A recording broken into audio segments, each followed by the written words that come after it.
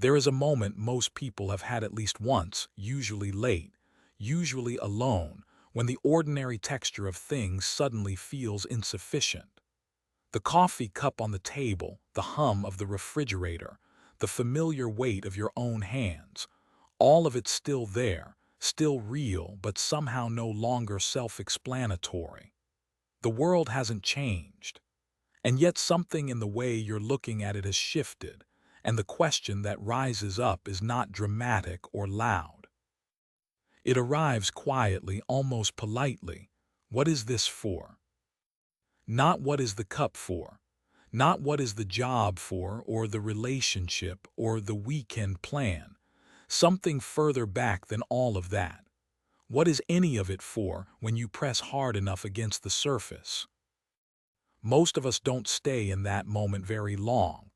We reach for something, the phone, a conversation, the next task, and the ordinary texture reassembles itself and we move on. But the question doesn't disappear. It waits. And there's a reason it keeps waiting, because it is, in some fundamental sense, the question. Not a question among many, but the one that quietly underlies all the others. Meaning, not happiness, not success, not even love, though all of those press up against it. Meaning is what you're actually asking about in that late, quiet moment. Whether what you are doing, what you are suffering, what you are choosing, adds up to something that matters. Whether there is a there beneath the motion of ordinary days. What I want to explore is not a single answer to that question. I'm not sure a single answer is what the question deserves. What it deserves, perhaps, is to be taken seriously, followed carefully through several very different minds that each took it seriously in their own way. So let's begin there, with the question itself held open, and with the thinkers who refuse to let it close. In the years after 1572, when religious wars were tearing France apart, and the streets of Paris had run with the blood of this day massacre, a minor nobleman to a tower on his family estate and began to write. Was in his late 30s. He had watched a close friend die young, had served in politics without particular glory, and had inherited a title and a vineyard, and it seems, a growing suspicion that the public world offered very little of what he was actually looking for. So he retired. He had his library stocked, and he turned, with a patience that is almost startling, toward the only subject he felt he could speak about honestly, himself. What he produced over the next 2 decades were the essays, a word he essentially invented from the French, meaning an attempt, a trial, a weighing. The form itself was the argument. He was not trying to construct a system. He was not reaching for the eternal or the absolute. He was simply paying attention, carefully and without vanity, to what it was actually like to be him. How he ate, how he forgot things, how he feared death and then stopped fearing it quite so much, how his opinions shifted from one year to the next, how the body and the mind interrupted each other at inconvenient moments. This might sound like a very small project. It turned out to be an inexhaustible one. Here is the idea worth sitting with. Did not believe meaning was something you found at the end of a long search, waiting behind the correct philosophy or the correct faith. He thought meaning emerged, quietly and almost accidentally, from the quality of attention you brought to your own experience. Not grand experience, ordinary experience.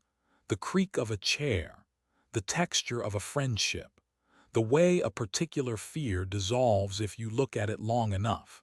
For the self was not an obstacle to truth.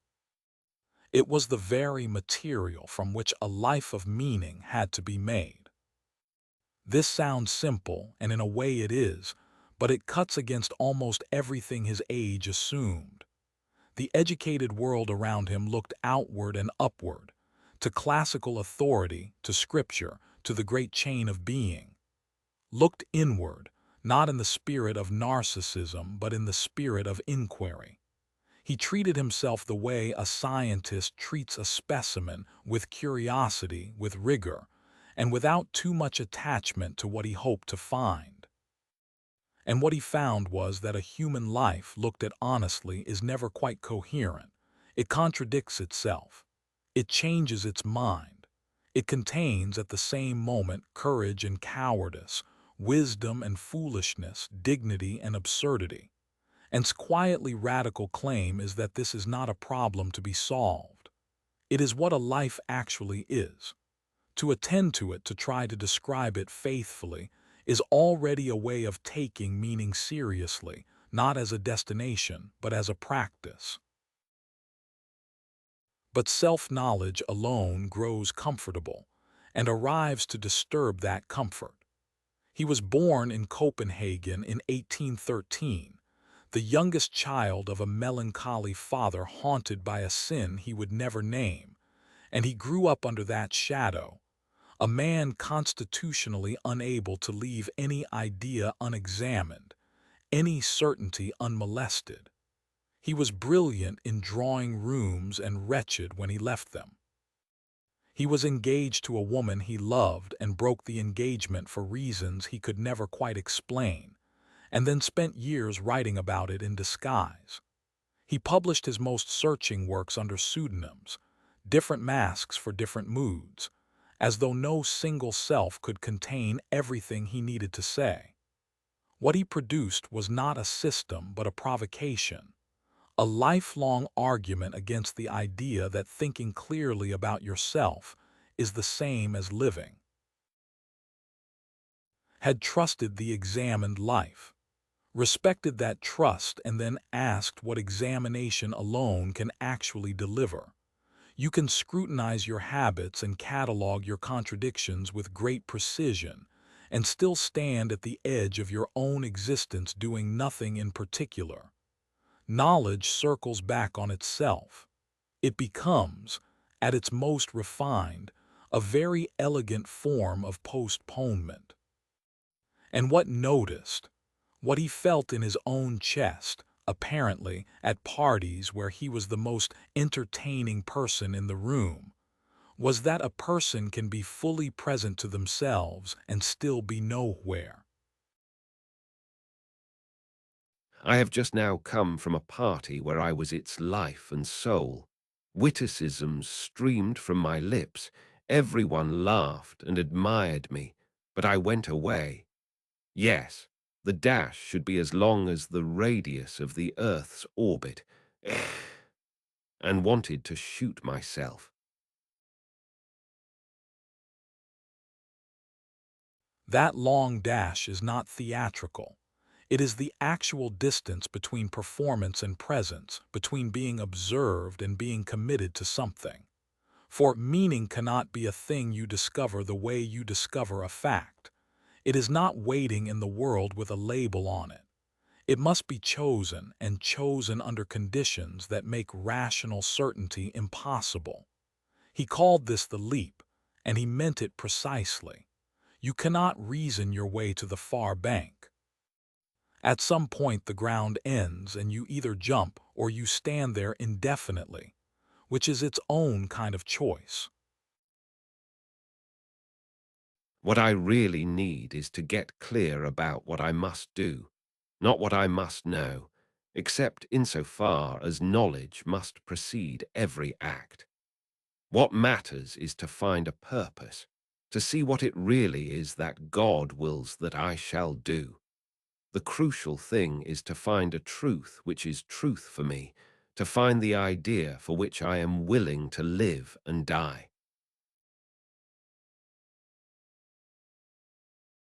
A truth for me, not a truth that has been by everyone or sanctioned by a tradition or arrived at through impeccable argument, but one that I will stake my life on. This is a strange and demanding idea because it seems to invite arbitrariness, but is not saying believe whatever you like. He is saying that commitment precedes the certainty you are waiting for. The meaning is not there before the leap. It becomes real in the leaping. And if that sounds terrifying, it is meant to.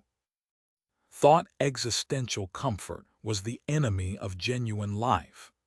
That the person who has never felt the vertigo of choosing without a guarantee has not yet understood what it means to be a self at all. Stood at the edge of the abyss and leaped upward toward God, toward a meaning that transcended the self even as it was seized by the self.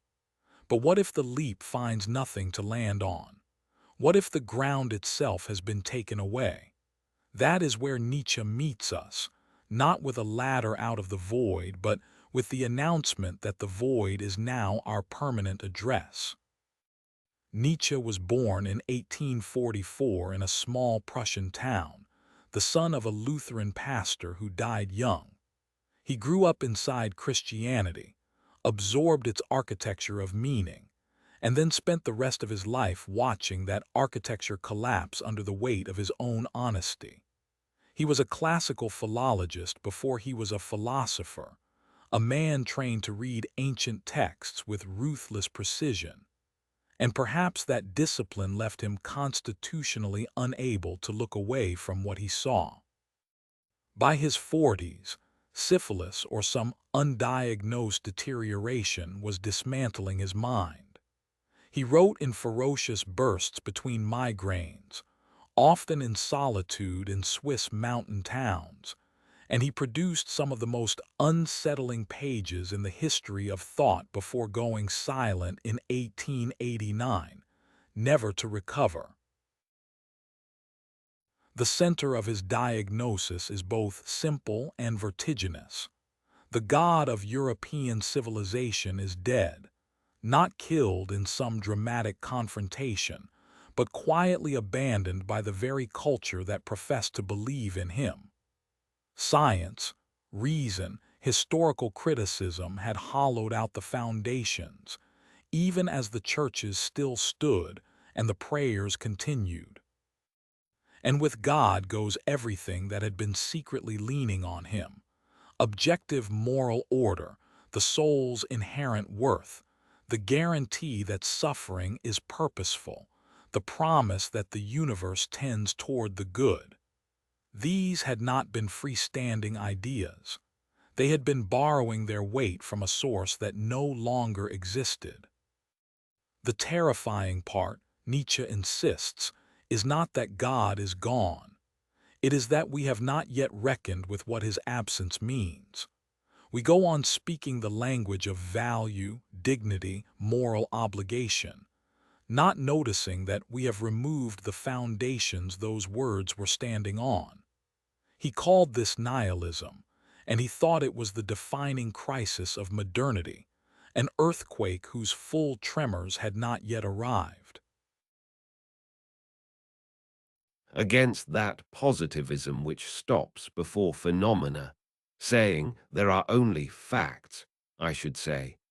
No, it is precisely facts that do not exist, only interpretations. That line is not a license for relativism. It is a demand. If there are only interpretations, then the question is not which interpretation the universe hands you, but which interpretation you are strong enough to create and stand behind. Meaning cannot be found because there is no vault somewhere in which it was stored. It has to be made actively, courageously, without the comfort of an authority that endorses your choices. This is where Nietzsche's concept of the will to power enters, though almost always misunderstood. It is not about domination over others. It is about the capacity to impose form on the chaos of existence, to shape values rather than inherit them, to say yes to life fully and without the anesthetic of borrowed faith. His figure of the one who creates meaning rather than awaiting it, is not a tyrant. It is an artist in the deepest sense, someone who treats their own life the way a sculptor treats stone, not asking what the stone demands, but bringing a vision to it. This is genuinely frightening, and Nietzsche knew it. Freedom of this magnitude is not comfortable. It is the freedom of a person who has walked off every map and must now decide where to go. But for Nietzsche, there is no going back. The choice is not between meaning and meaninglessness. It is between the courage to create and the slow dishonesty of pretending the old sources still hold. Nietzsche named the abyss, moves into it and tries to furnish it. Jean wrote from the ruins of a particular world. He was a young philosopher in occupied Paris, living under a regime that demonstrated, with bureaucratic efficiency, exactly what happens when human beings surrender their choosing to a system, to ideology, to orders, to the comfortable story that someone else is responsible. What he witnessed wasn't simply political horror. It was a philosophical problem made flesh. The problem of what a person becomes when they stop owning their freedom. His answer to Nietzsche's crisis was architectural, where Nietzsche tore the roof off, drew new blueprints. His central claim, existence precedes essence, sounds technical until you feel what it means. A hammer has its purpose before it exists. Someone designed it to be a hammer. For centuries, human beings were understood the same way, designed by God or by nature or by reason with a built-in function, a given meaning, an essence that preceded their arrival in the world. His wager was that this is simply false. We arrive first and we decide after. There is no blueprint. The human being is the only thing that must invent what it is. This is where the famous vertigo enters, not as a poetic mood but as a logical consequence. If there is no given essence, then there is no given meaning, no pre-installed purpose waiting to be uncovered. And we cannot escape this by refusing to choose, because refusing to choose is itself a choice. We are, in phrase, condemned to be free. The condemnation is the point. Freedom here is not a gift. It is a structure we cannot exit.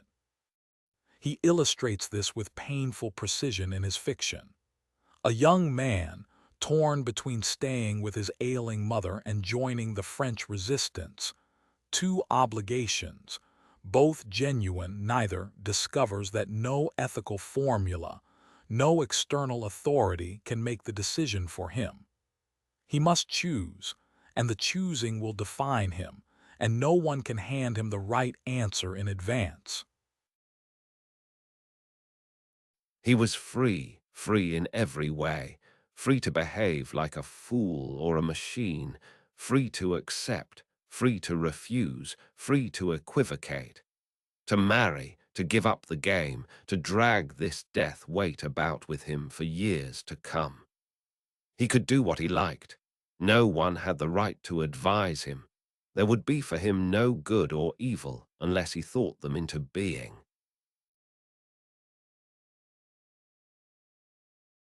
That last clause carries everything. No good or evil unless he thought them into being. This is not a license for selfishness. Is deeply serious about the opposite.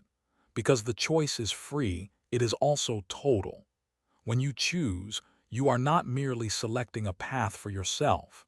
You are implicitly declaring that this path is worth choosing, that a human being in your situation should choose it. The weight of your freedom extends outward to every person who might stand where you stand. Our responsibility is much greater than we might have supposed, because it involves all mankind. This is why refuses to let meaning be a private consolation. It is not a feeling you cultivate in solitude. It is a position you take in public, with full knowledge that you are taking it freely, that you cannot blame God or history or human nature for the shape of the life you are building. The burden this places on a person is immense. Called the anxiety it produces anguish, not neurosis, but the honest recognition of what freedom actually costs. Bad faith, for him, is the permanent temptation to flee that anguish, to pretend you had no choice, to become, in your own mind, a thing rather than a person. Meaning, then, is not found. It is chosen, sustained, and continuously defended against the very human desire to hand it back to someone else. That is simultaneously our dignity, and the weight we carry because of it. Worked out his freedom in the lecture halls of Paris, which is not a criticism, only a fact worth holding in mind as we move to a man who worked out his in Auschwitz, in Dachau, in N. Was a Viennese psychiatrist who had already spent years developing what he called a clinical approach grounded in the conviction that the human being's deepest drive is neither pleasure nor power, but the search for meaning. When the Nazis arrested him in 1942, he lost his wife, his parents, his brother. He arrived at the camps with a manuscript sewn into his coat. The manuscript was taken, and so, in the only way left to him, he continued his work. What he observed in himself and in those around him was a phenomenon that no purely materialist account of survival could easily explain.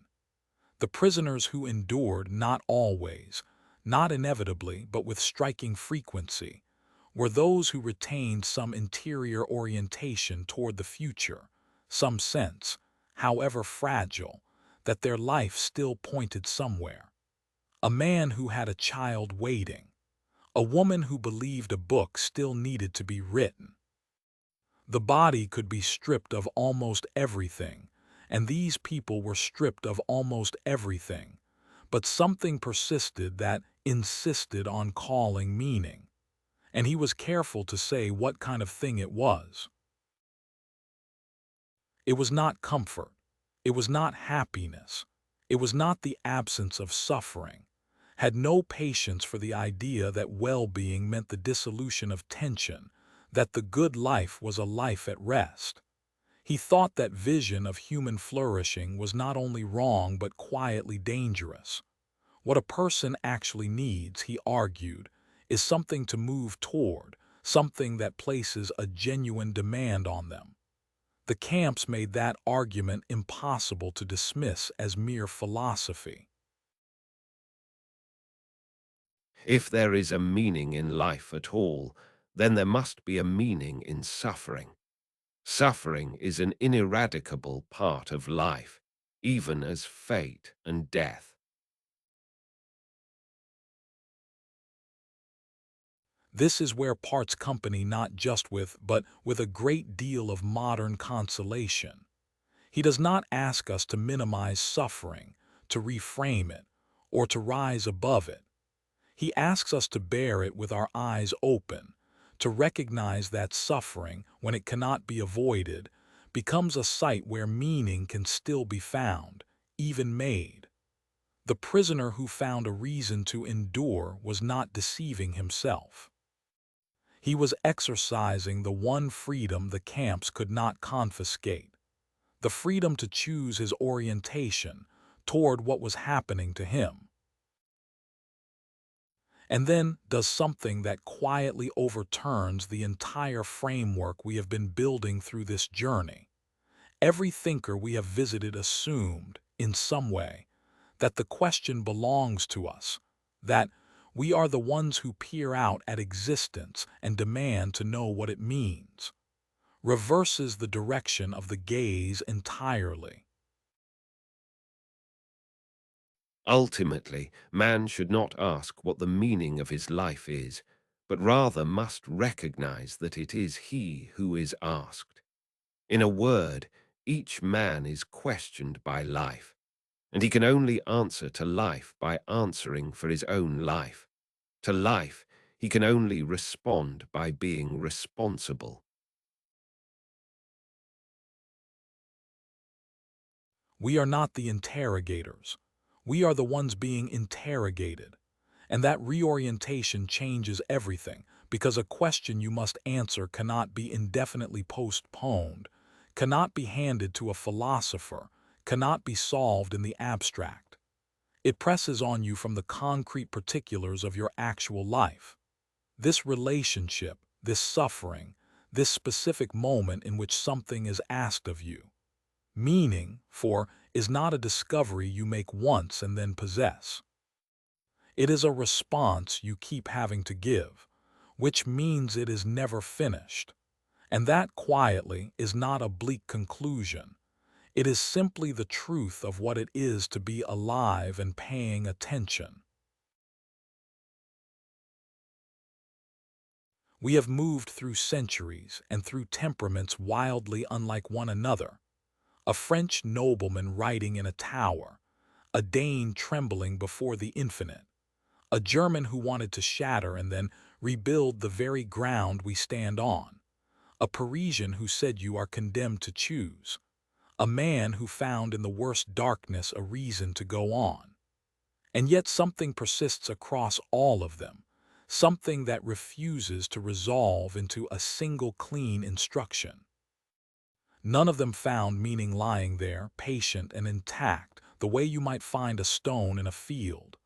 Each of them in their own register, intimate, anguished, ecstatic, defiant, quietly luminous, arrived at the same unbiddable fact. That meaning is something you enter into relation with. You lean toward it. You fight for it. You construct it, or you receive it through the particular shape of what you are willing to suffer. But you are never simply handed it. What is difficult to hold, and perhaps worth holding anyway, is that this is not cause for despair. The absence of a pre-given answer is also the absence of a ceiling.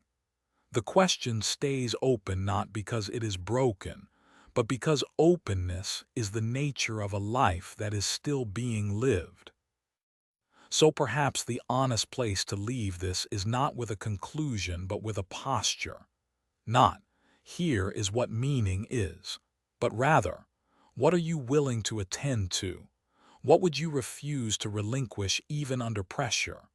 Where, in the ordinary texture of a day, does something in you lean forward rather than back? Those are not rhetorical questions.